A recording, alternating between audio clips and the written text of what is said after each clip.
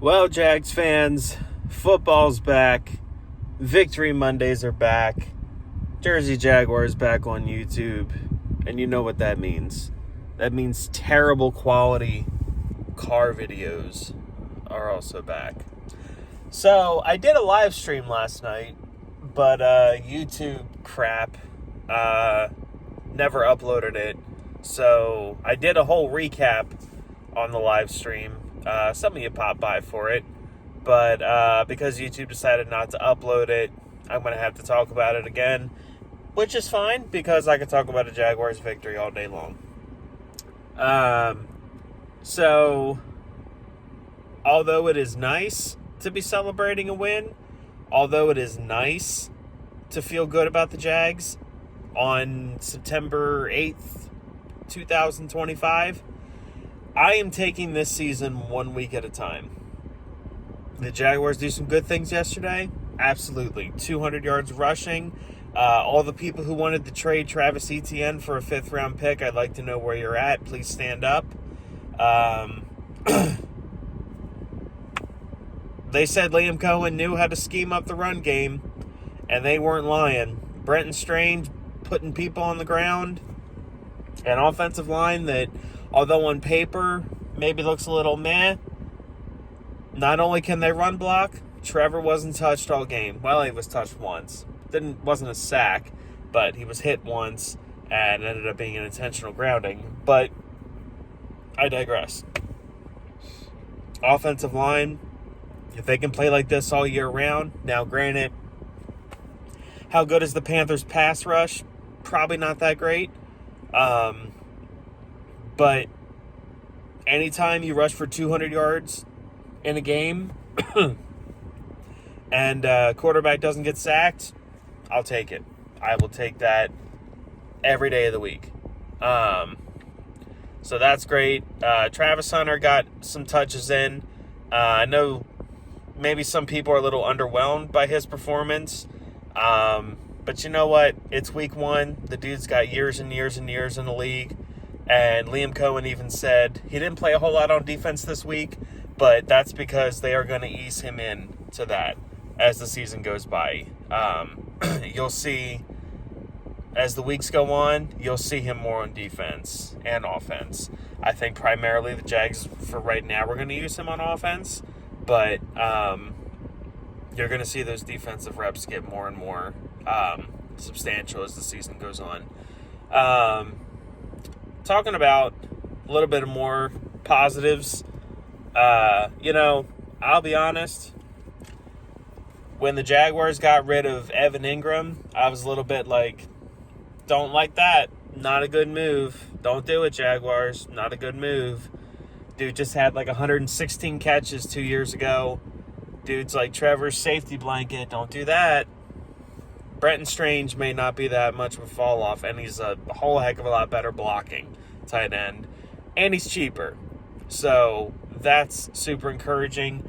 And boy, they were not kidding when they said running back by committee, because LaQuint Allen was getting touches. They dressed 4 running backs and used every single one of them. And again, the people that wanted Travis Etienne traded for that 2028 5th-round pick, you are forgiven, but I would appreciate if you would acknowledge yourself so that you can properly be forgiven.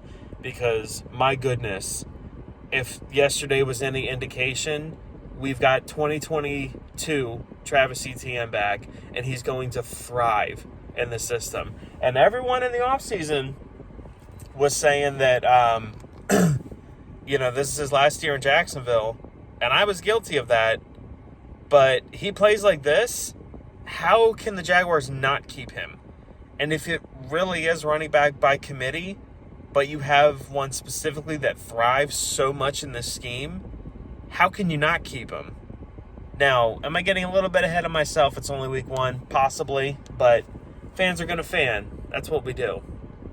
The defense, although it's not hard after last year, the defense was much improved. Eric Murray is a significant improvement over Andre Sisco. Dewey, here's what I'll say about Dewey. I don't really know if the Panthers had any, like, vertical deep threats to really test Dewey. That will come next week when we play the Bengals. But I think with Dewey, like, if you don't see him, or the less that you see of him, the better. Dude can come up in the box and tackle, though. Give him that. But when it comes to coverage in the middle of the field, I guess the less you see him, the better it is. I do kind of expect him to get replaced at some point throughout the season, if it be by Darnell Savage or what have you. Tyson Campbell, he had a nice play in breaking up a pass to McMillan in the end zone, but I'll be honest, I'm really not that high on Tyson Campbell. I think Jags fans are way too I don't even know what word I'm looking for. They're too high on him. Jordan Lewis, I was a little confused when we signed him. Why would we need a nickel corner? We have Jerry and Jones. Jordan Lewis is a good football player. Jordan Lewis was really good in this scheme and then this system yesterday. Made several key plays. So that's already looking like that's paying off dividends for sure. The pass rush, was so refreshing that when you didn't see Trayvon Walker or Josh Allen lined up out there, like guys like Dwan Smoot getting a sack, which is amazing to see. Emmanuel Ogbah with some pressures. Like, it's so nice to not have a defensive tackle playing out of position on one side and Miles Cole on the other side. Just thing of beauty. Now, I did think the Jaguars struggled to stop the run at the beginning of the game. I do think as the game progressed, they got a little bit better. There were several third and short situations where the Panthers tried to run it, and the Jaguars were able to, stop them, which is great. That's something that we haven't seen in a long time. Although, it is a little concerning that Mason Smith is once again a healthy scratch. Was it Doug Peterson doing that as a gotcha to Trent Baalke? Or is Mason Smith just not good? Listen, James Gladstone has already purged this roster of 90% of Trent Baalke's draft picks. So to see Mason Smith go after this season, I don't want that. I would hope that Mason Smith can end up being a good player for us. But my jaw hit the floor. He's a healthy scratch again, and Doug Peterson and Trent Baalke aren't a part of this organization, and he's still not playing? What sense does that make? Second-round pick, a high second-round pick. So that's a little concerning. But outside of that, guys, I really did think that the Jags played good yesterday. Will they beat the Bengals tomorrow? Next week? Like I said, I'm taking it one game at a time. I will end up putting out a preview video for that game probably within the next couple days. So be on the lookout for that. Jags are 1-0. I don't care if it's against the Panthers. A win's a win. Jaguars are they're on their way. They're on their way to an AFC South Division championship. Calling it right here. I'm feeling good on a Monday. And this car backing up almost hit me. That would have been some good YouTube entertainment. All right, go Jags. All that good stuff. Titans lost, which is great.